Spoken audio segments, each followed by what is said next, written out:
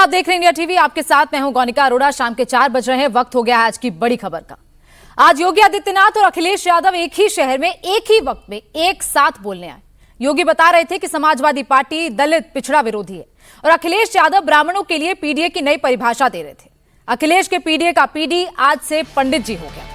UP चुनाव के जितने भी समीकरण हो सकते हैं, जितने फॉर्मूले हो सकते हैं, जितने मुद्दे हो सकते हैं, अखिलेश यादव कोई कसर छोड़ना नहीं चाहते।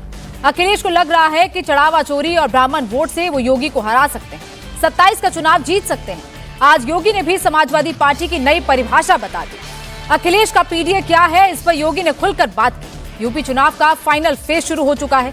सबसे पहले आपको अखिलेश यादव का नया चुनावी फॉर्मूला दिखाते हैं। लोग पीडीए की बात करते हैं और पीडीए की नई नई परिभाषा बनाते हैं। जब से पीडीए से वो लोग हारे हैं, तब से पीडीए की नई नई परिभाषा बना रहे हैं वो लोग। लेकिन वो लोग भूल गए हैं, पीडीए में पीडी पंडित का ही शुड फॉर्म है।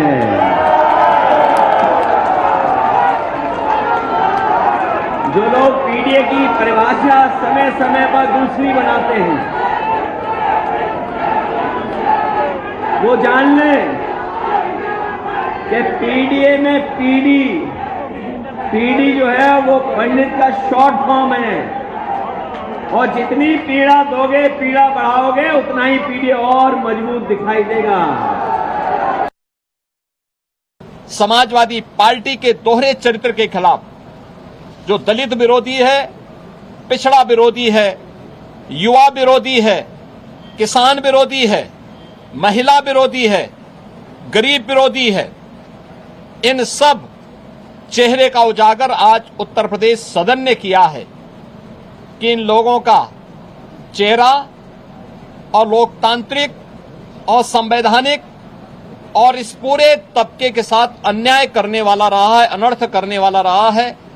समाजवादी पार्टी के इस अलोकतांत्रिक और संवैधानिक व्यवहार को, जो शर्मनाक व्यवहार लगातार सदन में देखा गया है, हम इसकी निंदा करते हैं और प्रदेशवासियों को इस बात के लिए आश्वस्त करते हैं कि डबल इंजन की एनडीए सरकार ने पिछले 9-9.25 वर्ष के अंदर जिस प्रतिबद्धता के साथ समाज के प्रत्येक तबके के हितों के लिए कार्य किया है, उसी प्रतिबद्धता के साथ यह अभियान बिना रुके, बिना डिगे, बिना थके आगे बढ़ेगा। योगी आदित्यनाथ लगातार ये कह रहे हैं कि राम मंदिर का मुद्दा खत्म हो गया है, इसमें संतों की, बीजेपी की किसी भी कार्यकर्ता की भूमिका नहीं आई है। लेकिन इस मुद्दे को बार बार समाजवादी पार्टी, विपक्ष बार बार इसे ज्वलित करने की कोशिश कर रहा है। इसी पर चर्चा शुरू करेंगे। प्रदीप भंडारी प्रवक्ता हमारे साथ जुड़ गए हैं, मनोज चौधरी प्रवक्ता आरएलडी हमारे साथ शामिल हो गए हैं, समाजवादी पार्टी के प्रवक्ता विवेक जी हमारे साथ जुड़ गए हैं, शांतनु गुप्ता राजनीतिक विश्लेषक के तौर पर हमारे साथ शामिल हुए हैं, अनमोल पवार प्रवक्ता आम आदमी पार्टी हमारे साथ जुड़ गए हैं। आप सबका बहुत बहुत स्वागत है। सबसे पहले शांतनु जी, माफ कीजिएगा, विवेक जी, जिस तरीके से अब नई जो परिभाषा दे दी है अखिलेश यादव ने, पहले क्लियर कर दीजिए पीडीए में क्या है। पीडीए में पी क्या है? पंडित है, परिभाषा बदल गई। जिस पी को पहले आप पिछड़ा कहते थे, आप वो PDA all of a sudden पंडित कैसे हो गया उसमें पी? वो पीड़ित भी है, पीडीए पिछड़ा भी है और पीडीए पंडित भी है। जो लोग प्रताड़ित हैं या पीड़ित हैं वो सब पीडीए में आते हैं। और जिस तरह से उत्तर प्रदेश की जनता की, बल्कि मैं ये कहूंगा जो देश की जनता आज पीड़ित और प्रताड़ित है भारतीय जनता पार्टी के कुशासन से, तो पीडीए के अंतर्गत तो सब आते हैं और यही हमारा नारा है और यही हमारा नारा रहेगा। आज योगी आदित्यनाथ जी को मैं बहुत ध्यान से सुन रहा था। उन्होंने कहा भारतीय जनता पार्टी दलित विरोधी है, पिछड़ा विरोधी है, महिला विरोधी है, छात्र विरोधी है, धर्म विरोधी है। तो धर्म का विरोधी कौन है वो तो हमने देख लिया अयोध्या में। किस तरह से महाबली हनुमान भगवान को इन लोगों ने अपने जुलूस में नचाया वो भी हमने देख लिया। किस तरह से माननीय प्रधानमंत्री जी ने पतंग बढ़ा के हनुमान जी को उड़ाया वो भी हमने देख लिया। तो धर्म का विरोधी कौन है? किस तरह से चंदे में लूट हुई वो भी पूरे देश ने नहीं विदेश ने देखा। तो उसमें तो कोई दो राय नहीं है। अब छात्रों की बात में जो योगी जी ने कहा है, तो छात्र और छात्राओं को जिस बर्बरता से पीटा गया उनके आंदोलन में, आज भी उनके ऊपर केस चल रहे हैं। अभी आप नोएडा की बात कर लीजिए, जहां आपका स्टूडियो, उसी की बगल की बात बता रहा हूँ, बहुत दूर नहीं जा रहा हूँ। उसके बगल में एक 15 साल की छात्रा को इतना प्रताड़ित किया गया कि उसने कैमरे पे आके माफी भी मांगी। एक 15 साल की अबोध नाबालिग छात्रा, और इतना प्रताड़ित किया कि वो विधवा मां और बेटी नोएडा छोड़ के भाग गए। ये है भारतीय जनता पार्टी की सच्चाई और असलियत, जो कि पता नहीं क्यों योगी जी को नहीं नजर आ रही है, भारतीय जनता पार्टी के लोगों को नहीं नजर आ रही है, लेकिन जनता सब देख रही है, जनता सब समझ रही है, और समाजवादी पार्टी इसके लिए संघर्ष लगातार करती चली आ रही है और आगे भी करती रहेगी। तो राम मंदिर का मुद्दा तो आप लोग बार बार उठा रहे हैं, चाहे दिल्ली में संसद से लेकर यूपी में विधानसभा तक। पप्पू यादव का भी वो स्किट आपने देखा होगा, उसके बारे में क्या राय आपके? नहीं, देखिए, अगर आप ब्रिटिश काल में चले जाइए, जब हम गुलाम थे तो नुक्कड़ नाटक होते थे, लोगों को जगाया जाता था, क्रांतिकारियों को नुक्कड़ नाटक के द्वारा उनको प्रोत्साहित करने का काम लोग करते थे। तो हम देखिए, ये मुद्दा ऐसा नहीं है कि जो योगी जी कह रहे हैं कि मुद्दा खत्म हो गया। आप कह रहे पप्पू यादव ने ठीक किया, भगवा चोला पहन के ठीक किया, साधु संतों का अपमान नहीं था वो? नहीं, देखिए, भगवा चोला तो भारतीय जनता पार्टी फर्जी पहन के आती है। भारतीय जनता पार्टी भगवे के आड़ में मंदिर को लूट रही है। सिर्फ अयोध्या में लूट नहीं मची है, आप उत्तराखंड चले जाइए, वहां देख लीजिए, गुजरात देख लीजिए, महाराष्ट्र देख लीजिए, यहाँ सब भारतीय जनता पार्टी की सरकार है। कहाँ लूट नहीं हो रही, आप बताइए। एक हमारे संत ने मथुरा से खून की चिट्ठी लिखी योगी जी को, पता नहीं उसको कहाँ डस्टबिन में फेंक दिया। योगी जी ने क्या किया, उन्होंने बताया कि किस तरह पप्पू यादव ने ठीक किया या नहीं किया, इतना बता दीजिए बस विवेक जी। पप्पू यादव जी ने देश को जगाने का काम किया, बिल्कुल ठीक किया। उन्होंने देश को जगाने के काम किया। उन्होंने आपके सांसद रामगोपाल यादव जी कहते हैं गलत किया, वो कह रहे ऐसा नहीं होना चाहिए, ऐसी चीजें नहीं करनी चाहिए। नहीं, डबल स्टैंडर्ड हो गया तो पार्टी का। मुझे पता था कि आप इस बात को जरूर कहेंगे, लेकिन हम उस बात पे जाएंगे जो हमारे राष्ट्रीय अध्यक्ष जी कह रहे हैं। रामगोपाल जी की अपनी निजी राय हो सकती है, उससे कोई मतलब नहीं है। उन्होंने कहा ठीक है, उनकी निजी राय हो सकती है, लेकिन हम उस बात को रखेंगे जो हमारे राष्ट्रीय अध्यक्ष जी और हमारी पार्टी कह रही है, और बिल्कुल सही कह रही, कोई गलत नहीं कह रही। क्या मुझे बताइए, क्या अयोध्या में प्रभु श्री राम के मंदिर में चोरी नहीं हुई, डकैती नहीं पड़ी? ये तो निपेंद्र मिश्रा खुद कह रहे हैं।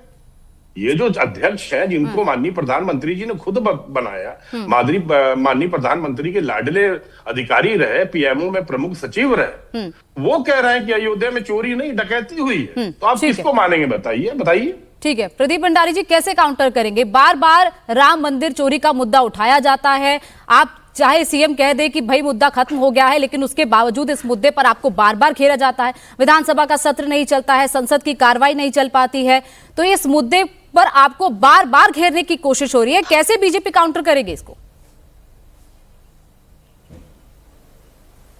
पहली बात तो देखिए, इनकी जो सच्चाई है वो ये फोटो से दिखती है। ये असली इनका नाम है मौलाना अखिलेश, और ये पी यहां से कोई पीड़ित नहीं है, पी से परिवार है। तो पहली बात, जो अंदर से कालनेमी है और जो सामने भी कालनेमी है, वो कभी भी हिंदुओं की बात नहीं कर सकते। मेरा ऑडियो ना मेरे कान में एको हो रहा है, प्लीज अपनी पीसीआर को बोल के ठीक करवा दीजिए। ठीक है, मैं वो करेक्ट कराते। एक बार एक खबर बीच में आ रही है, रांची में प्रदर्शनकारी छात्रों से मिलने के लिए एसडीएम पहुंच गए हैं। तो संवाद होता हुआ दिख रहा है, सरकार के प्रतिनिधि के तौर पर छात्रों से मिलने के लिए पहुंचे हैं। तो सरकार के प्रतिनिधि के तौर पर फिलहाल एसडीएम को भेजा गया है। लगातार छात्रों की यही मांग थी कि संवाद उनसे हो, सीधे सीएम से वो बात करना चाहते थे। हालांकि फिलहाल एसडीएम को भेजा गया है सरकार के प्रतिनिधि के तौर पर। लगातार 12 दिन से जयपाल सिंह स्टेडियम में छात्र प्रदर्शन पर डटे हुए हैं, लगातार वहां पर धरना दे रहे हैं। जेपीएससी जेएसएससी में अनियमितताओं को लेकर सवाल उठा रहे हैं। जेपीएससी की जो मेंस की परीक्षा हुई है वो तो रद्द हुई है, लेकिन उसके साथ साथ जो परीक्षा हुई है उसको रद्द करने की मांग कर रहे हैं, और इसके साथ साथ जवाबदेही तय करने की बात वहां पर छात्र कर रहे हैं। और अब बातचीत होती हुई कहीं दिख रही है सरकार के प्रतिनिधि के तौर पर एसडीएम। फिलहाल वही बाबूलाल मरांडी भी इस वक्त वहां पर छात्रों से मिलने के लिए पहुंचे हुए हैं। तो एसडीएम तो मिलने पहुंचे ही हैं प्रदर्शनकारी छात्रों से, और इसके साथ साथ बाबूलाल मरांडी भी वहां पर छात्रों से मिलने के लिए पहुंचे हैं।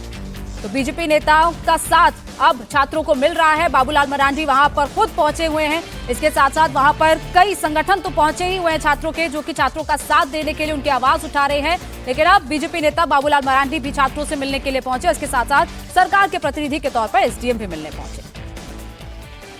अब चर्चा को जारी रखते हैं। प्रदीप भंडारी जी कैसे काउंटर करेंगे? देखिए गुनिका जी, मुख्य बात क्या है? मुख्य बात यह है, वापस से मेरी आवाज मेरे ना कार में एको हो रही है। प्लीज आप अपनी पीसीआर को बोल के इसको ठीक करा दीजिए, रिक्वेस्ट है मेरी। आप बोलिए, हम वो करेक्ट करा लेते हैं।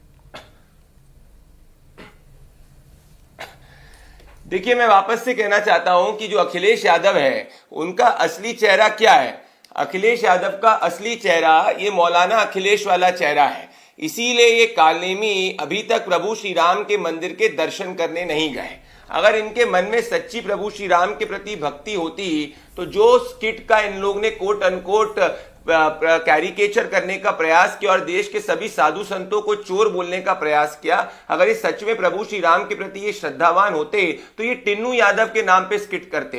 पर इसके जरिए इनने अपने अंदर की हिंदू घृणा दिखा दी और भगवान श्री राम की कलाकृति को जमीन पे उल्टा रखना और एक साधु को कॉलर से पकड़ना और साधु को चोर चोर कहने से ये स्पष्ट है कि इनका पी जो है वो अपना पंडित है, ना इनका पी पीड़ित है, इनका पी परिवार है। Point number 1। Point number 2, supreme court ने यह मामला सुना और सुप्रीम कोर्ट ने इस मामले में यह स्पष्ट कर दिया कि किसी भी तरीके की पॉलिटिक्स नहीं होनी चाहिए। जिसने चोरी करी उसका मुख्य आरोपी टिन्नू यादव जेल के अंदर है। अब अगर इनमें सच में प्रभु श्री राम की भक्ति है, अगर ये सच में सही कर रहे हैं तो सलार गाजी मस्जिद के अंदर 100 करोड़ की चोरी हुई थी 2025 में। मुझे कहिए, समाजवादी पार्टी के प्रवक्ता को कहिए, तुष्टीकरण की टोपी जो अखिलेश यादव हर समय वोट बैंक के लिए पहनते हैं, ऐसा अपने सपा के किसी सांसद को पहना दे और उसके बाद बोले एक मौलाना को कॉलर से पकड़े और बताएं कि भैया ये चोरी हुई है। पर यहां पे वो कहेंगे नहीं। क्यों नहीं कहेंगे? क्योंकि उनका वोट बैंक हट जाएगा। ये इनकी सच्ची की बात है। अब दूसरी बात, इन्होंने जो यहाँ पे फेक न्यूज फैलाई कि भाई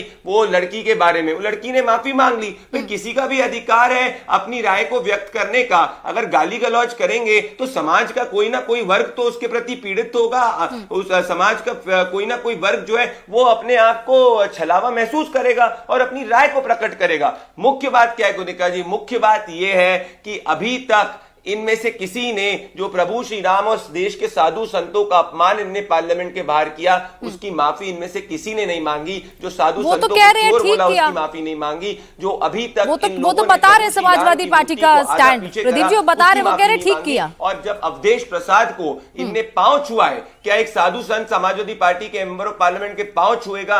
ये इनने छुआ। इससे स्पष्ट होता है कि इनके मन में हिंदू विरोध, हिंदुओं के प्रति घृणा है। इसीलिए इनके शासनकाल में प्रभु श्री राम सिर्फ और सिर्फ टेंट में रह रहे थे, ना भव्य राम मंदिर बनाए। ठीक है अनमोल जी, कब तक चलेगा ये? कब तक इस मुद्दे को लगातार बार बार उठाते रहेंगे? संसद की कार्रवाई नहीं चलती है, सुप्रीम कोर्ट ने भी कह दिया पॉलिटिक्स ना करे इस पर। एक एसआईटी और बन गई है, वो जांच कर रही है, तो इंतजार कर लीजिए एसआईटी की रिपोर्ट का। देखिए गोनिका जी, भारतीय जनता पार्टी के लोग फर्जी हिंदू हैं, चुनावी हिंदू हैं, ढोंगी हैं, इस बात का पता पूरे देश को चल गया।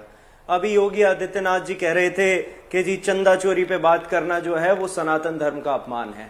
अरे चंदा चोरी तुम लोगों ने की, तुम्हारे बिठाए हुए लोगों ने चंदा चोरी की, तुम लोगों ने चढ़ावा चोरी की, तुम लोगों ने जमीन में भ्रष्टाचार किया और तुम्हें सनातन का अपमान इस बात में दिख रहा है कि हम इस अगर मुद्दे को उठा रहे हैं कि जो भी पापी हैं, जो भी महापापी हैं, जिन्होंने महाभ्रष्टाचार किया है उन्हें सजा होनी चाहिए, तो तुम्हें सनातन का अपमान दिख रहा है। जब तुम्हारे राष्ट्रीय अध्यक्ष लखनऊ में हनुमान जी को भाजपा का झंडा लेके नचवा रहे थे तब तुम्हें सनातन का अपमान नहीं दिख रहा था। जब तुम्हारे दिनेश शर्मा मां सीता को टेस्ट ट्यूब बेबी कह रहे थे तब तुम्हें सनातन का अपमान नहीं दिख रहा था। जब नरेश अग्रवाल संसद में खड़े होकर प्रभु श्री राम के बारे में, हनुमान जी के बारे में गलत टिप्पणी कर रहे थे तब तुम्हें सनातन का अपमान नहीं दिख रहा था। जब तुम्हारे स्पीकर उत्तर प्रदेश विधानसभा के कह रहे थे कि जी राम भक्तों की आस्था में कोई कमी रह गई होगी, इस वजह से जो है वहां पे इस तरह का महाभ्रष्टाचार हुआ, तो तुम्हें सनातन का अपमान नहीं दिख रहा था। जब हनुमान जी की पतंग बना के देश के प्रधानमंत्री जर्मन चांसलर के साथ उड़ा रहे थे तब तुम्हें सनातन का अपमान नहीं दिख रहा था। जब योगी आदित्यनाथ जी हनुमान जी को दलित कह रहे थे तब तुम्हें सनातन का अपमान नहीं दिख रहा था।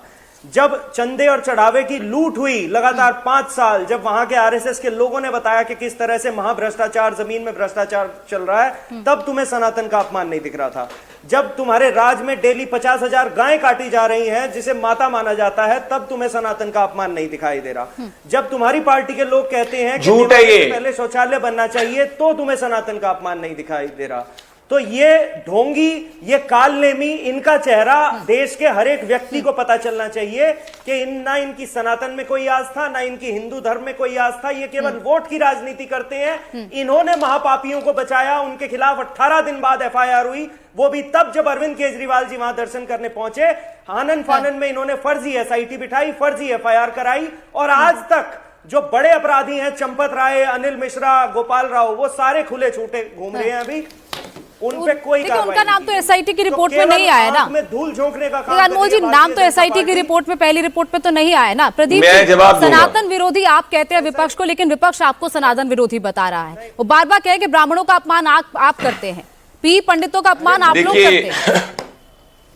गोनिका जी, एक मिनट गोनिका जी 10 सेकंड और। आप जवाब दे आम दो। आदमी बस पार्टी जवाब की दे बात दो। को कोई मंदिर अगर सीरियसली टूटे इसलिए हैं नहीं तो लेता। भाजपा के राज में आम आदमी पार्टी की बात को, सबसे ज्यादा गायें अगर आम आदमी तो पार्टी भाजपा की के बात राज को इसलिए कोई सीरियसली नहीं लेता क्योंकि जो व्यक्ति अरविंद केजरीवाल अपने बच्चों की सर की झूठी कसम खा सकता है, वो कुछ भी बोल सकता है, तो जनता इनको सीरियसली लेती। जो ये बोले सच उसके परे है, क्योंकि ये तो कहते थे, इनकी दादी और नानी ये कहा करती थी कि अयोध्या में प्रभु श्री राम का मंदिर नहीं बनना चाहिए, वहां पे मस्जिद बननी चाहिए। Point number 1। इनके पंजाब के अंदर छात्र सड़कों पे और ये लाठीचार्ज छात्रों के ऊपर कर रहे हैं। Point number 2।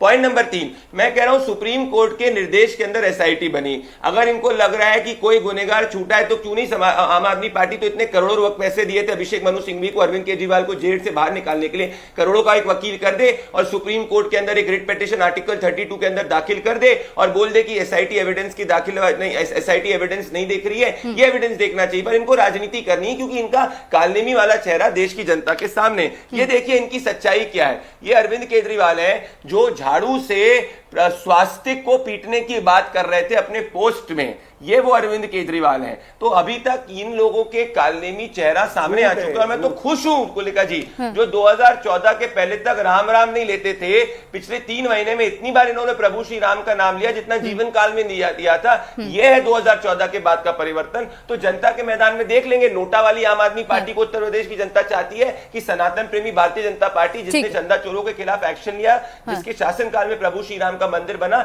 या साधु विरोधी। प्रदीप जी, आप पर यह भी आरोप लग रहा है कि बड़े बड़े लोगों को बचा रहे हैं और छोटे छोटे लोगों को आप लोगों ने बलि का बकरा बना दिया, बड़े लोगों को बचा रहे हैं। अखिलेश यादव सवाल उठा रहे हैं। देखिए, असली में बड़े लोगों को बचाना ये होता है। ये ताहिर हुसैन है जिसने एंटी हिंदू दिल्ली राइट्स का मेन कॉन्स्पिरेटर था, जिसको कोर्ट ने आजीवन सजा दी है। आजीवन सजा एंटी हिंदू दिल्ली राइट्स में हिंदुओं को चुन चुन के मारने के लिए। तो ये हिंदू विरोधी ताहिर हुसैन वाली पार्टी क्या कहेगी? अब बात करते हैं अखिलेश जी की। मैं कहता हूं अखिलेश जी का सनातन का मैं सम्मान करता हूं। वो तो यदुवंशी है। जरा बोल दें कि भगवान श्री कृष्ण की जन्मस्थल के ऊपर भगवान श्री कृष्ण का मंदिर बनना चाहिए और समाजवादी पार्टी अपने मैनिफेस्टो में डाल दे। आधा अधूरा सनातन थोड़ी होता है कि सोमवार को सनातन, ट्यूसडे को तुष्टिकरण, मंगलवार को सनातन, ऐसा थोड़ी होता है भाई। निर्णय करो ना कि हर सब अगर सनातनी हो तो पूर्ण सनातनी हो, आधे अधूरे सनातनी कुछ नहीं होता है। तो बोल दो भगवान श्री कृष्ण का मंदिर बनना चाहिए, तो हमारे साथ ही कार सेवा करने चल लो। विवेक जी, बार बार से वही पूछा जाता है कि सनातनी है नहीं है, और अखिलेश यादव क्यों नहीं जा रहे हैं राम मंदिर? क्योंकि उन्होंने तो कहा था कि जैसे केदारेश्वर धाम बन जाएगा अब चले जाएंगे राम मंदिर। अभी तक तो नहीं गए। नहीं, बिल्कुल सही कह रही हैं आप। उन्होंने ये भी कहा था और बिल्कुल सही कहा था उन्होंने। जिस दिन हमारा इसी सावन में हमारा मंदिर का, केदारेश्वर मंदिर का उद्घाटन है, क्योंकि अखिलेश जी भगवान शिव के उद्घाटन हो गया सर। नहीं, जल चढ़ने लगा है, मूर्ति स्थापित हो गई है। जल चढ़ने लगा ना, मूर्ति स्थापित हो गई है, जल चढ़ने लगा है और प्रथम सोमवार को वहां पूजा अर्चना भी हुई। लेकिन इस बात की हम गारंटी आपको दे सकते हैं कि वहां चंदा चोरी नहीं होगा। ये आप जान लीजिए, वहां चंदा चोरी नहीं राम होगा। मंदिर जाएंगे कि नहीं जाएंगे, वही तो पूछ रहे हैं। राम मंदिर जाएंगे कि नहीं जाएंगे? उसके ऑफिशियल उद्घाटन होने के अगले दिन ही वो राम मंदिर जाएंगे। अभी भारतीय जनता पार्टी के प्रवक्ता कह रहे थे कि हम साधु और संतों के विरोधी हैं। अब मुझे बताइए कि शंकराचार्य अभिमुक्तेश्वरानंद के ऊपर पॉस्को का एक्ट किसने लगाया? पॉस्को का एक्ट पता है ना क्या होता है प्रदीप भंडारी जी? नाबालिग बच्चों से यौन शोषण होता है, वो होता है पॉस्को एक्ट, जो आपने भगवान शंकराचार्य पे, अभिमुक्तेश्वरानंद जी पे लगाया। बाल बटिकों को किस तरह से झोटे से पकड़ के उनकी शिखाओं आप तो लाठी चला रहे थे, मारा गया। आप तो विवेक भाई लाठी चला रहे थे उनके ऊपर, लाठियां। उसका भी जवाब दे देता हूं मैं, उसका भी मैडम जवाब दे देता हूं मैं उसका भी जवाब देता हूं। मुझे पता है प्रदीप जी 2015 की बात, मजारों में जाने के लिए मुख्यमंत्री मंदिर याद नहीं आ रहा, मजारों में घूम रहे हो। एक मिनट, अखिलेश जी उस समय मुख्यमंत्री थे, उसके बाद क्या हुआ? मैं ये कहता हूं उसके बाद अखिलेश जी आपके हरिद्वार गए, उन्होंने माफी मांगी, याचना की, उनको माफी मिली। मैं आज टीवी में आपके दर्शकों, सारे पैनलिस्ट से पूछता हूं, क्या योगी आदित्यनाथ जो इस समय मुख्यमंत्री उत्तर प्रदेश के हैं, वो शंकराचार्य अभिमुक्तेश्वरानंद जी के ऊपर पॉस्को एक्ट लगाने पे माफी मांगेंगे? हाँ या ना में प्रदीप जी जवाब दे दें।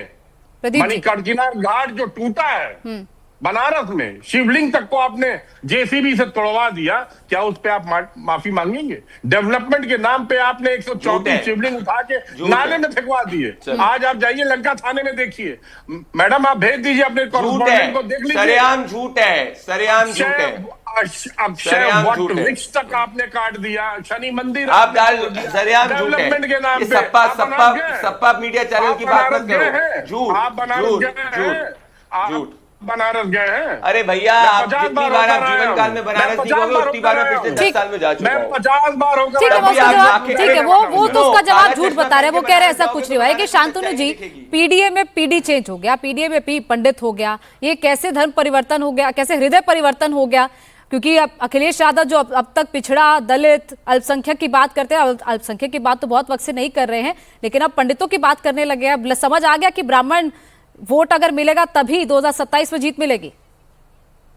देखिए कनिका जी, अखिलेश यादव कभी भी अपने काम के बल पे कुछ बात नहीं करते हैं। वो फॉर्मूला बेस्ड राजनीति करते हैं, जो उनके पिता से उनको उत्तराधिकार में मिली है। कि जो एमवाई फार्मूले पे थे, उन्होंने तो भाई एमवाई फार्मूले से अब नहीं, एमवाई फार्मूले से आप मात्र 28-30% वोट ले पाते हैं। अब क्योंकि गेम हो चुकी है 40-45% की उत्तर प्रदेश में योगी आदित्यनाथ के बाद आने के बाद, तो उन्होंने कहा भाई अब मुझे और जातियों को जोड़ना पड़ेगा, तो वो एमवाई से पीडीए पे गए। लेकिन ये पीडीए की हर 3 महीने में फुल फॉर्म चेंज करते रहे। ये पिछड़ा, दलित, आदिवासी से शुरू हुई।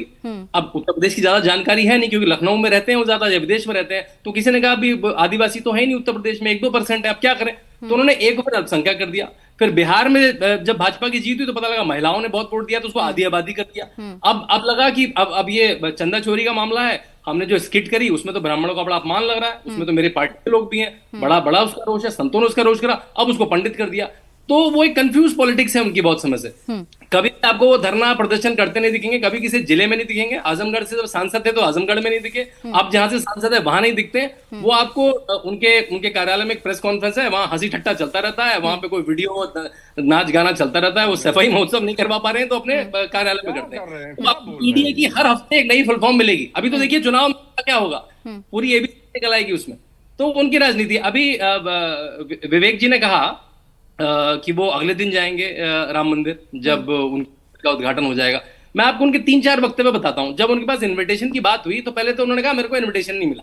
2024 में उनका पहला वक्तव्य है, तो लगा एरिया तो अजीब हो जाएगा, लोग फोटो भेज देंगे। फिर उनका नहीं, इनविटेशन तो आ गया, उन्होंने धन्यवाद भी लिखा। अब मैं सेरेमनी के बाद अपनी पत्नी के साथ जाऊंगा। अब सेरेमनी के बाद मतलब सेरेमनी के बाद 2 साल नहीं होता है। उनके जो सांसद वहां से तो 1.5 साल लग गए। अवधेश प्रसाद अभी 6 महीने पहले पहली बार राम मंदिर गए, वो तो उनके घर 10 मिनट दूर है, यादव के घर से 2 घंटा दूर है। अब उन्होंने नया निकाला है 2-3 महीने से, जब लगा कि राम मंदिर चंदा चोरी मामले में उनको स्टेक लेना है, उसमें राजनीति नहीं है, तो अब क्या लोग पूछेंगे, तो उन्होंने कहा चले अब उसके बाद जाएंगे। वो कुछ करते कि उनको पता है कि जब वहां जाएंगे तो उनका मुस्लिम वोट बैंक खराब होगा। जब आप की सवारी करते हैं तो ये बड़ी प्रॉब्लम होती है। ये करेंगे वो वोट गया, ये नहीं करेंगे तो वो वोट गया। अब इस कंफ्यूजन में वो आगे चलते रहेंगे और कांग्रेस इनको इसी बात पे थोड़ा थोड़ा ब्लैकमेल करती रहेगी कि भाई मुझे 7 दो, मुझे 200 सीट दे दो, मुझे 300 सीट दे दो, जिससे मुस्लिम फेडरेशन होगा, वोट मिलेगा। तो आपको जो फॉर्मूले वाली राजनीति जब आप करेंगे, 2 नाव की राजनीति करेंगे जब आप, तो आपकी फॉर्म भी चेंज होती रहेगी और आपकी राजनीति भी कंफ्यूज दिखाई देगी। विवेक जी, हर बार फॉर्मूला चेंज हो जाता है, हर बार आप लोग कभी आधी, क्योंकि समझ आ गया कि बिहार में आधी आबादी ने दे दिया साथ, बिहार में मुस्लिम वोट बढ़ गया तो आपने सीधा सीधा अल्पसंख्यक को साइड करके आधी आबादी को उसमें शामिल कर लिया। कब तक फॉर्मूले की राजनीति करते रहेंगे? कब तक आप वो मुद्दों की बात नहीं करेंगे? आप सिर्फ और सिर्फ जाति की बात करते हैं और बार बार राम मंदिर को लेकर सवाल पूछा ही जा रहा है। क्यों नहीं गए तब जब 2024 में निमंत्रण मिला था? देखिए, जहां तक समाजवादी पार्टी की बात है, मैं 2017 याद दिलाना चाहूंगा शांतनु गुप्ता जी को। 2017 में भले हम चुनाव हार गए, लेकिन हमारा नारा था काम बोलता है। हमने काम किया था, काम करके दिखाया था। प्रदेश की जनता ने उसको सारा आज तक याद करती है। उस लैपटॉप को, उस क्रिकेट स्टेडियम को, उस एक्सप्रेसवे को, उस कैंसर इंस्टीट्यूट को, सबको याद करती है। वो जो सबसे बढ़िया पुलिस रिस्पांस सिस्टम था उसको, वो जो सबसे बढ़िया रिस्पांस सिस्टम की एम्बुलेंस थी जिसका आपने कचरा निकाल दिया है, उसको आज तक जनता याद करती है। और हम लोग जब जमीन पे काम करते हैं तो लोग उन कामों को याद करते हैं। हमारा तो नारा ही था काम बोलता है। हम काम के, भले हम 2017 में हार गए, लेकिन हमारा नारा ही था। तो भारतीय जनता पार्टी और या उनके जो समर्थक इस तरह की अगर बातें कर रहे हैं तो मुझे नहीं लगता है कि इससे कोई ज्यादा असर होने वाला है। भारतीय जनता पार्टी को देखना चाहिए कि उनके राज में किस तरह से मंदिरों में लूट हो रही है, चोरी हो रही है, डकैती हो रही है, छात्र किस तरह से प्रताड़ित हो रहे हैं, लॉ एंड ऑर्डर का क्या हाल है, विवेक जी, भ्रष्टाचार काम कितना किया चरम पे होता है। 10 साल सत्ता से बाहर नहीं रहते ना, जनता को 5 साल में नहीं तो अगले 5 साल में तो काम नजर आ ही जाता। नहीं, बिल्कुल नहीं, ऐसा भी नहीं है। 125 सीट हमने 2022 में जीती थी, हमारे गठबंधन ने 37.5% हमको वोट मिला था। भारतीय जनता पार्टी को 41% वोट मिला था और पूरे प्रदेश में 3,25,000 वोट भारतीय जनता पार्टी को समाजवादी पार्टी से ज्यादा मिले थे, मात्र 3,25,000 वोट। तो इस तरह से आप बिल्कुल आउटराइट हम लोग को रिजेक्ट नहीं कर सकते। जनता ने हमको बिल्कुल ऐसा नहीं था कि हम गिर के एकदम, जैसे अभी आप देख लीजिए वहां पर क्या हुआ बिहार में, जो सीट 1995 से भारतीय जनता पार्टी नहीं हारी थी, बुरी तरह से हार के चले आए वहां पर। क्या हुआ मध्य प्रदेश में, दतिया की सीट पे क्या हुआ, भारतीय जनता पार्टी बुरी तरह से हारी कि नहीं हारी। तो हार और जीत तो लगी रहती है, लेकिन हमको पूरी उम्मीद है जिस तरह से भारतीय जनता पार्टी को शासन चल रहा है उत्तर प्रदेश में, 2027 में भारतीय जनता पार्टी को 50 सीट जीतना भी बहुत मुश्किल हो जाएगा। मनोज जी, विधानसभा में बहुत हंगामा हुआ। सतीश महाना के एक बयान को लेकर अजदुद्दीन ओवैसी ने ट्वीट कर दिया। उन्होंने कहा कि अगर मुस्लिम सांसद आवाज उठाते हैं तो क्या दिक्कत है, अगर इस तरीके का आपको आवाज उठाना है, चंदा चोरी के खिलाफ आवाज उठाना है, तो आपको मजहब का हलफनामा देना पड़ेगा क्या? तो क्यों फिर वक्फ बोर्ड पर आप लोग दूसरे धर्म के लोगों को घुसाते हैं? धर्म देख के पूछेंगे सवाल। जी मैं शुरू करूं। मैंने कहा जी, हमारी ये जो डिबेट जो शुरू हुई थी, 2 मुद्दों पे शुरू हुई थी, और एक मैं आपको कहावत और एक आपको मैं उदाहरण के साथ में शुरू करूंगा। एक जैसे आज पीक की बात की, तो एक मूवी में कैरेक्टर है दुग्गल साहब, सभी ने देखी होगी, और वो हर दिन उनका कैरेक्टर बदलता रहता था। कभी पुलिस ऑफिसर बन जाते थे, कभी गार्ड बन जाते थे, कभी डॉक्टर बन जाते थे। तो ऐसे ही दुग्गल आज की तारीख में अखिलेश यादव जी उत्तर प्रदेश में, वो पी नहीं तय कर पा रहे कि पी है क्या, पंडित है, परिवार है, क्या उदाहरण है, पहले तो ये तय कर लो आप। तो दुग्गल साहब पता नहीं कल क्या कर देंगे दुग्गल साहब। एक दूसरा हमारे गांव देहात में कहावत है जिसको कहते हैं, कौवा चला हंस की चाल अपनी भी चाल भूल गया। तो ये तय नहीं कर पा रहे कि इन्हें चलना किस दिशा में। तो इन्हें कहा तो भगवान श्री राम प्रभु इन पे दया दृष्टि दिखाए, इनके थोड़ी सी इनका मस्तिष्क ठीक करे। दूसरा, मुख्यमंत्री जी ने आज बहुत गंभीर बात कही थी, जो कि विपक्ष को उत्तर प्रदेश से कोई सरोकार नहीं, ना इन्हें नौजवानों का है, ना किसानों का है, ना महिलाओं का है, ना देश की उत्तर प्रदेश के बजट के लिए आज उन्होंने हजारों करोड़ की नई योजनाएं बनानी थी, इन्हें नहीं लेना देना। अब आगे जी ये नकली आजकल बड़े जना उधारी धारण करके, मेरे भाई विवेक भाई और इनकी पार्टी, विवेक भाई बहुत अच्छे आदमी, पता नहीं है पार्टी में तो गलत है। अब वो बड़े जना उधारी बना के और रोज राम मंदिर भाई, राम मंदिर के लिए कितने लोगों ने तो आपने दान दिया, कितने आपके राष्ट्र नेता वहां पर पहुंच गए। दूसरा, पप्पू यादव जी ने सनातन धर्म का पूरे वहां जितने विपक्षी थे उन्होंने अपमान किया है सनातन धर्म का। हिंदू कभी भी, ये देश ये दुनिया जो भी सनातन धर्म को मानता है, किसी भी जात बिरादरी धर्म का, वो कभी नहीं माफ करे। भगवान श्री राम प्रभु को अवधेश प्रसाद जी ने कदमों में रख दिया, वो हमसे सवाल पूछ रहे हैं, वो जिन्होंने राम मंदिर के पे हजारों काल सेवकों पे जिन्होंने गोलियों से भूल दिया, पूरी अयोध्या को दान कर दिया, वो सवाल पूछ रहे। आम जनता पूछे तो हम जवाब दे। मुख्यमंत्री जी ने कह दिया 8 लोग थे, उनको SIT टीम गठित की, वो दोषी करार हुए, सुप्रीम कोर्ट अपना काम कर। ये हमेशा जो जनता से सब, अब ये इन्होंने कहा कि 10 साल, ये 10 साल नहीं भी और 10 साल आने वाले साल में भी इनका कोई वो नहीं, जिस तरह से इनकी रूपरेखा है। पहले दुग्गल साहब को समझाओ, बैठाओ, पार्टी में रणनीति बनाओ और कहो कि दुग्गल साहब अब आपको आज ये करना है, पता चले कल दुग्गल कुछ और कह दे।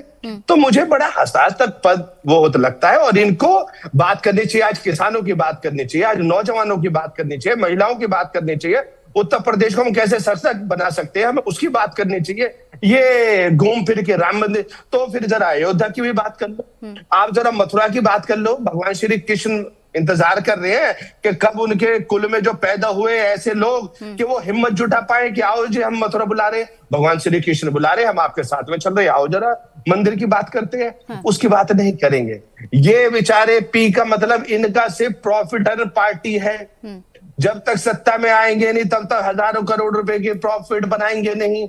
इनका ना पब्लिक से है, पी से, ना प्रभु विवेक जी, किसी से लेना पी देना। से प्रॉफिट देखते हैं आप देखते हैं जहां फायदा मिलता है उसी को आप पीडीए के डेफिनेशन में इंक्लूड कर लेते हैं। राम मंदिर को लेकर बार बार आप लोगों पे एलिगेशन लगता है, राम भक्तों पे गोलियां चलाई, आप लोगों ने विरोध किया जब मंदिर बनना था, आप लोगों ने वकीलों की लाइन खड़ी कर दी, आप कोर्ट में हमेशा उसके खिलाफ रहे कि मंदिर नहीं बनना चाहिए, स्टैंड हमेशा यही था। आप कैसे मन बदल गया? देखिए, हम समाजवादी पार्टी ने हमेशा ये कहा, आज नहीं सालों से, दशकों से, कि जो भी सुप्रीम कोर्ट का आदेश होगा उसका हम पालन करेंगे, और आज भी हम इसी बात को कह रहे हैं। राम मंदिर कोई भारतीय जनता पार्टी ने नहीं बनवाया मैडम, राम मंदिर सुप्रीम कोर्ट के आदेश से बना है, ये जनता को अब जान लेना चाहिए। मुझे उम्मीद है कि आरएलडी के जो हमारे साथी हैं वो मुझे अब टोकेंगे नहीं। देखिए, आरएलडी वो पार्टी है जिनके राष्ट्रीय अध्यक्ष ने कहा था कि मैं चवन्नी थोड़ो ना हूं जो पलट जाऊंगा, यही कहा था ना। आप ही के राष्ट्रीय अध्यक्ष को किस बर्बरता से पीटा गया था भारतीय जनता पार्टी, उसे पटकने देना कहते हैं। हाँ, अच्छा, चवन्नी वाली पार्टी अब शांत रहे, चवन्नी वाली पार्टी शांत हो जाओ। चवन्नी वाली पार्टी, चवन्नी वाली चौधरी अजीत सिंह का सामान उठा के भारतीय जनता पार्टी ने बाहर फेंकवा दिया था। देखिए, मैं फिर टोटी पे सामान उठवा के बाहर फेंकवा दिया था, इसी भारतीय जनता पार्टी ने शब्द सड़क पे फेंकवा दिया था। देखिए, टंकी से पानी निकलेगा, फेंकवा दिया था, पानी निकलेगा, मैं फिर टंकी पे पहुंच जाऊंगा, मैं टोटी पे पहुंच जाऊंगा। मनोज जी एक मिनट पूरा कर देंगे, मनोज जी एक मिनट पूरा जी। अरे चौधरी अजीत सिंह की बात ना करिए, बहुत बड़े नेता थे वो आपके, और तभी मुलायम सिंह यादव जी ने धोखा दे दिया। भारतीय जनता पार्टी के लोगों ने सामान उठवा के सड़क पे फेंकवा दिया था दिल्ली के अंदर। मुलायम सिंह यादव जी ने धोखा देके, धोखा देके मुख्यमंत्री बनने वाले थे, धोखा देके। हाँ, और आपके जो राष्ट्रीय अध्यक्ष हैं 2022 में हमारे साथ लड़े थे, राज्यसभा भी उनको हमने ही भेजा था। जो 1987 में नेताजी को एमएलसी हमने भेजा था, राज्यसभा, जो इसको मत भूलिए, कोई बात नहीं, कोई बात एमएलसी हमने भेजा था जब नेताजी। मनोज जी, विवेक जी, किसने किसके लिए क्या किया, किसने किसके लिए क्या किया, वो तो जनता जानती है। याद दिला रहा हूँ, मैं इनको याद दिला रहा हूँ। नहीं, मैं भी आपको याद दिला रहा हूँ, आप शायद तब किसानी पार्टी में। हाँ, आप भी पहले समाजवादी पार्टी में है ना, मैं समाजवादी पार्टी में 1996 से हूँ, जब फूलन जी मिर्जापुर से चुनाव लड़ी हुई थी। आज 30 साल हो गए, आपको ना समझाइए, आपकी तरफ पलटने वाला आदमी नहीं है। ये भी समाजवादी पार्टी में थे। विवेक जी, मुद्दे पे रहिए ना, कौन किस पार्टी में कब था, किसने किसके लिए क्या था, मुद्दे पे रहिए सर। इन्होंने पूछा ना, भविष्य की बात करते हैं ना, 27 में चुनाव, उसकी बात करते हैं। ठीक है मनोज जी, विवेक जी, ठीक है, ठीक है। मनोज जी नहीं पूछा ना कि आप देखिए, नहीं मैम, मनोज जी ने तो पूछा कि आप कब से समाजवादी पार्टी में हैं। ये भी पहले समाजवादी पार्टी में थे।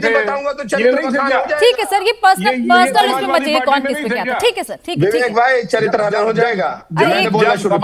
ठीक है सर, समाजवादी पार्टी में ये थे तो सपा का पक्ष रखते थे। वो तो सर हर पार्टी में ये होता है, जब पार्टी बदलती जाती है तो जाहिर तौर पर आप दूसरी पार्टी का पक्ष रखने लगते हैं, वो तो हर किसी में होता है। ठीक है सर, ठीक है। अनमोल जी, चंदा चोरी को लेकर बार बार जब सवाल उठते हैं तो सरकार की तरफ से ये पूछा जाता है, पक्ष की तरफ से ये पूछा जाता है कि आपने कितना चंदा दिया, आपने चंदा दिया नहीं, चंदा चोरी की बात आप लोग करते हैं, आप बेवजह का मुद्दा उठाते हैं, अब आप लोग राम भक्तों के हितैषी बनते हैं। बेवजह का मुद्दा है गोनिका जी आपके लिए। अगर प्रभु श्री राम के घर में चोरी हो गई जिसके प्रमाण है, नहीं पक्ष ऐसा है ना, पक्ष को तो मुंह छुपाना मुश्किल हो रहा है, इनके मुंह पे तो कालिक पुत गई। जो प्रभु श्री राम के नाम पे वोट मांग के आए थे वही लोग मंदिर में डकैती डाल रहे हैं। इन्होंने प्रभु श्री राम को नहीं बख्शा, ये क्या महिलाओं को बख्शेंगे, क्या ये युवाओं को बख्शेंगे, क्या ये समाज के वर्ग को बख्शेंगे, किसी भी। इन्होंने तो प्रभु श्री राम के घर में भ्रष्टाचार कर दिया, और प्रमाण है इन्हीं के लोग कह रहे हैं। भाई आरएसएस ने जाके अपनी खुद की सांसद को अपने शीश महल के अंदर पीटा, वो महिलाओं की बात ना करे, और 2200 करोड़ जाके जिस अरविंद केजरीवाल ने अपनी खुद की महिला सांसद को प्रदीप जी, गोनिका जी ये तरीका ठीक नहीं है, गोनिका जी ये सही तरीका नहीं है, गोनिका जी ये सही तरीका नहीं है। देखिए जो आस्था का सर्टिफिकेट, हिंदू होने का सर्टिफिकेट बांटते फिरते हैं, देखिए फिर बोल रहे हैं बीच में, ये बौखलाए हुए हैं, इन्हें पता है कि जनता जो है इनका चेहरा असली जान चुकी, इसीलिए चाहते हैं जनता तक सच ना पहुंचे। अरे तुम आस्था का सर्टिफिकेट बांटते हो, तुम हिंदू होने का सर्टिफिकेट बांटते हो, तुम्हारे नेता अमित शाह तो राम मंदिर बनने के बाद आज तक दर्शन करने भी नहीं गए। तुम तो चोरी करते हो, मंदिर में भ्रष्टाचार करते हो, डकैती डालते हो, और इसके बाद अपराधियों को बचाते हो, महापापियों को बचाते हो। इससे बड़ा पाप हो सकता है क्या कोई? इससे बड़ा पाप कोई हो सकता है क्या? ये बताओ भाई, इससे बड़ा पाप कोई हो सकता है? तुमने जब प्रभु श्री राम को नहीं बख्शा, जो प्रभु श्री राम के लिए वो किसी काम के लिए। प्रदीप जी बात पूरी करने मैं आप पे आ रही हूँ। तुम तो चुनावी हिंदू हो, तुम तो फर्जी हिंदू हो, भ्रष्टाचारी कोई नहीं है। प्रदीप झूठे हो। जी, देखिए अरे बीच भैया, में तो बार बार मुझे बोल रहे लग हैं रहा है तो मैं कि भी इनका बोलूंगा script बीच writer में। change हो गया। गोनिका जी प्रदीप जी, आप एक इन्हें मिनट रुक रोक जाइए, नहीं एक पा मिनट रहे। रुक जाइए, बात पूरी होने तक मैं आपके पास आ रही हूँ। आप इन्हें रोक नहीं पा रहे। रुक गए सर, अनमोल जी जल्दी बात पूरी कीजिए, फिर मैं उनसे देखिए जवाब दूंगा। भाजपा के प्रवक्ता जो है अरे वो थर केजरीवाल थर जी के भाजपा थोड़ी के decide करेंगे भाजपा के किसको प्रवक्ता रोकेंगे, बौखलाए हुए हैं क्योंकि इनका असली हाँ। चेहरा देश की जनता जान चुकी। ये बेचारे बच्चे की नहीं, तरह नहीं, बीच में चिड़ चिड़ अनमोल, चिड़ चिड़ तुम्हारा करने काम है लगते मेरे हैं भाई, क्योंकि इन्हें पता है कि तुम्हारा सच चला काम जाएगा है। लोगों तक। भाई आप बच्चे ही जैसे कर रहे हो लॉलीपॉप भाई। ले लेके भाई कचरा आप ठीक है, कर रहे हो अनमोल। लगातार। मैंने लॉलीपॉप बोला ले आपके लेके बीच में, हरकत मत आप करो। प्रदीप बोल जी, रहे हो। प्रदीप जी, आप लेकिन अब बोल रहे हो, ब्राह्मणों लॉलीपॉप सुनिए, खाते प्रदीप रहो, जी, खाते रहो। प्रदीप जी सवाल आप बच्चों सुनिए, जैसी हरकतें ब्राह्मणों को कर रहे हो, साधने की तो आप ही कोशिश हो खाते रही है। रहो लॉलीपॉप एक भाई। मिनट अनमोल जी, हमें बात ब्राह्मणों करने को दो। साथ, लॉलीपॉप अरे खाएंगे, रुक आप जाइए बात अनमोल जी, करेंगे, अनमोल जी आप रुकिए नहीं, सर, नहीं, नहीं, सवाल मैं नहीं, पूछ रही हूँ, नहीं, रुक जाइए इनके राज अभी में- प्लीज, आप दोनों इनके- प्लीज चुप हो जाइए, मुझे अभी रुक जाइए। प्रदीप जी, ब्राह्मणों के साधने की कोशिश हो रही है इस मुद्दे के जरिए, आप लोगों को दिखाया जा रहा है कि बीजेपी ब्राह्मण विरोधी है। अनमोल जी एक मिनट, बीजेपी ब्राह्मण विरोधी है, 10 से 12% ब्राह्मण वोट है। कितना इंपॉर्टेंट है ये आप भी जानते हैं, यहाँ बैठे हुए हर शख्स जानता है कि ब्राह्मण वोट कितना जरूरी है उत्तर प्रदेश में। खतरा तो नहीं लग रहा है ब्राह्मण वोट का कि भाई समाजवादी पार्टी की तरफ कहीं शिफ्ट ना हो जाए?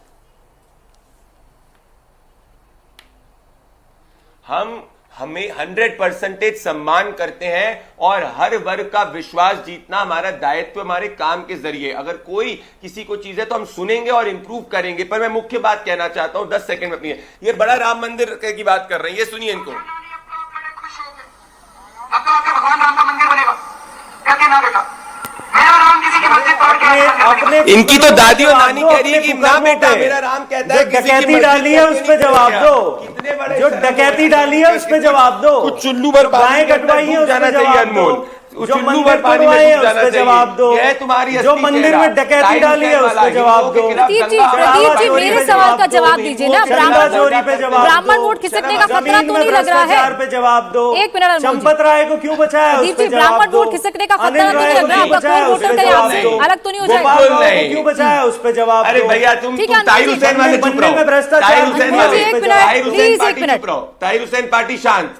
ताहिर हुसैन अरे पार्टी शांत। तो ताहिर हुसैन महापापियों पार्टी जवाब शांत तो दो पहले काल नेमियो। अनमोल जी, अनमोल जी, ताहिर हुसैन, ये ऐसे शब्दों का ताहिर इस्तेमाल हुसैन, कीजिए, प्लीज। बांटो हिंदू प्रदीप जी, धर्म प्लीज, का। आप दोनों में प्लीज। झाँक लो। ताहिर पहले अपने हुसैन, गिरेबान में झाँक लो। तुम्हारा आदमी है ताहिर हुसैन। ताहिर हुसैन तुम्हारे वाले कपिल हो मिश्रा तुम। के घर में उसका ताहिर ऑफिस था। हुसैन वाले हो। तुम्हारा ठीक है, ये आदमी- ताहिर हुसैन पे चर्चा नहीं है। एक आप दोनों प्लीज, ताहिर हुसैन पे चर्चा नहीं है।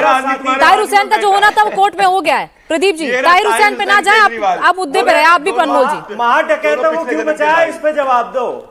ये चर्चा ताहिर हुसैन पे नहीं क्यों है, बचा ताहिर रहे हो? हुसैन का इस जो पे होना था हो गया। दंगाई हो दंगाई।